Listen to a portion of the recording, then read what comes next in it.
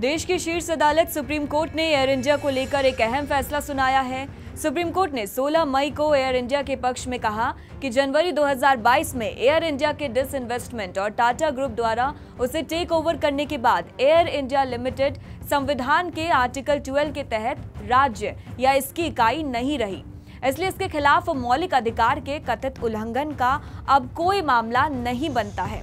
नमस्कार, पंजाब केसरी देख रहे हैं आप और मैं हूं आपके साथ अपर्णा झा। शीर्ष अदालत ने बम्बई हाईकोर्ट के 20 सितंबर 2022 के फैसले के खिलाफ दायर अपीलों को खारिज कर दिया है।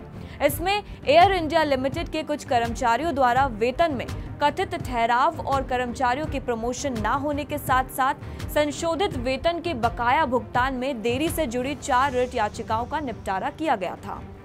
इस मामले में न्यायमूर्ति BR गवई और न्यायमूर्ति संदीप मेहता की पीठ ने कहा कि इसमें कोई विवाद नहीं है कि भारत सरकार ने अपनी 100% हिस्सेदारी टेलस इंडिया प्राइवेट लिमिटेड को हस्तांतरित कर दिया है, जिससे निजी इकाई पर कोई प्रशासनिक नियंत्रण अब नहीं रह गया है। पीठ ने कहा कि डिसइन्वेस्टमेंट के बाद एयर इंडिया संविधान के आर्टिकल 12 के तहत एक राज्य या इसका साधन नहीं रह गया है।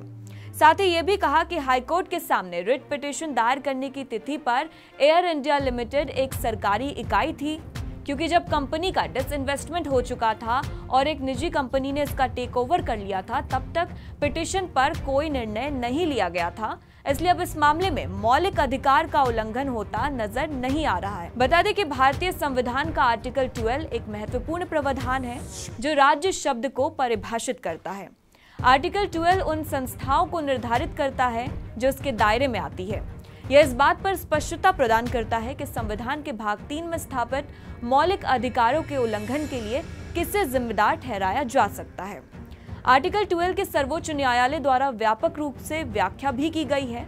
इसका दायरा सरकार और राज्य संस्थानों से आगे तक फैला हुआ है। आर्टिकल 12 यह सुनिश्चित करने में महत्वपूर्ण भूमिका निभाता है कि सरकार और अन्य संस्थाओं को उनके कार्यों के लिए जवाबदेह ठहराया जाए, जिससे नागरिकों को ऐसे निकायों से सवाल करने का रास्ता भी मिल पाए।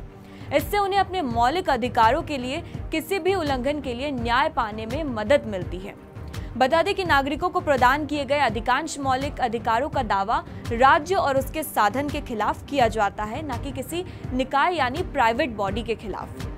अनुच्छेद 12 राज्य शब्द को एक विस्तारित महत्व देता है, इसलिए यह निर्धारित करना बहुत महत्वपूर्ण है कि राज्य की परिभाषा के तहत कौन से निकाय आते हैं, ताकि यह निर्धारित किया जा सके कि जिम्मेदारी किस पर रखी जानी चाहिए। बता दें कि भारी घाटे में चल रही सरकारी एयरलाइन एयर इंडिया का सरकार ने डिसइन्वेस्टमेंट किया था, जिससे टाटा समूह के हाथ में इसकी कमान आ गई थी। टाटा समूह ने 2 साल पहले एयर इंडिया की 100% हिस्सेदारी 18,000 करोड़ रुपए में खरीदी थी। इस तरह से एयर इंडिया की 68 साल बाद घर वापसी हुई।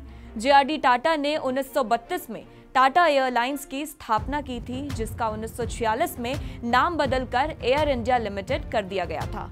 वही 1953 में सरकार ने इसका राष्ट्रीयकरण कर दिया था। फिलहाल इस खबर में इतना ही। देश और दुनिया की तमाम बड़ी खबरों के साथ जुड़े रहने के लिए देखते रहिए punjabkesari.com।